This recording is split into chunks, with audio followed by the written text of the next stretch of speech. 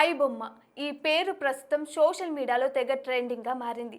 దీనికి కారణం బప్పం పేరుతో పైరసీ సినిమా నెట్వర్క్ నడిపే ఇమ్మంది రవి అరెస్ట్ అవ్వడమే. అయితే సినిమాలు పైరసీ చేసి తన డొమైన్లో అప్లోడ్ చేసే ఇతగాడికి సినిమా రేంజ్లో లవ్ స్టోరీ ఉంది. అదేంటో ఇప్పుడు తెలుసుకుందాం. ఐబొమ్మ నిర్వాహకుడు రవిది విశాఖపట్నం. అయితే ప్రేమ ప్రయాణం మొదలైంది మాత్రం హైదరాబాద్లోనే. అమీర్పేట్లోని కోచింగ్ సెంటర్లో ఒక యువతితో పరిచయం ఏర్పడింది. అది కాస్త స్నేహంగా ఆపే ప్రేమగా మారింది.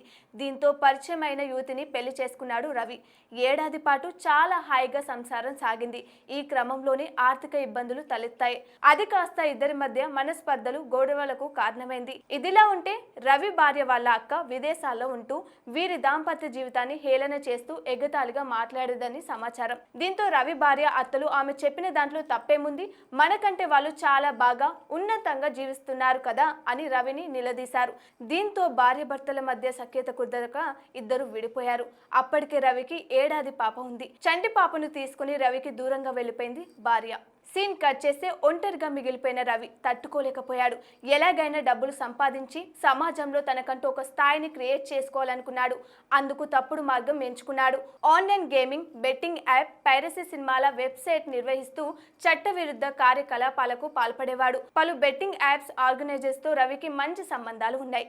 విదేశాలకు వెళ్లి వాళ్లను కలుస్తూ బెట్టింగ్ యాప్లను ప్రోత్సహించాడు. ఇప్పటి వరకు మొత్తం 20 కోట్ల రూపాయలు సంపాదించగా అందులో 3 కోట్ల రూపాయలను పోలీసులు ఫ్రీజ్ చేశారు. రవి దగ్గర 50 లక్షల మంది సబ్స్క్రైబర్ల పర్సనల్ డేటా ఉన్నట్లు భావిస్తున్నారు. రవిని అరెస్ట్ చేసిన తర్వాత అతని దగ్గర నుంచి చాలా హార్డ్ డిస్క్లను స్వాధీనం చేసుకొని పరిశీలించారు. 1972 గాడ్ ఫాదర్ సినిమా నుంచి ఓజీ వరకు మొత్తం 21,000 సినిమాలు ఉన్నట్లు గుర్తించారు. ఇలా అక్రమ మార్గంలో డబ్బులకు ఆశపడి తన జీవితాన్ని కటకటల పాలు చేసుకున్నాడు. చివరకు తన కూతుర్ని కూడా చూసేందుకు అవకాశం లేకుండా పోయిందని బాధపడ్డాడు. ఇది ఐబొమ్మ నిర్వాహకుడి లవ్ కహాని. తన కుటుంబ నేపథ్యం ఇలా ఉంటే సోషల్ మీడియాలో రవికి పెద్ద ఎత్తున మద్దతు పెరుగుతుంది.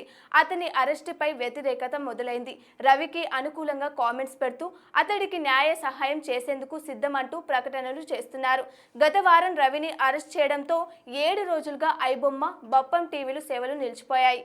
అరెస్ట్ అనంతరం రవిని కోర్టుకు తరలించగా 14 రోజుల రిమాండ్ విధించింది న్యాయస్థానం.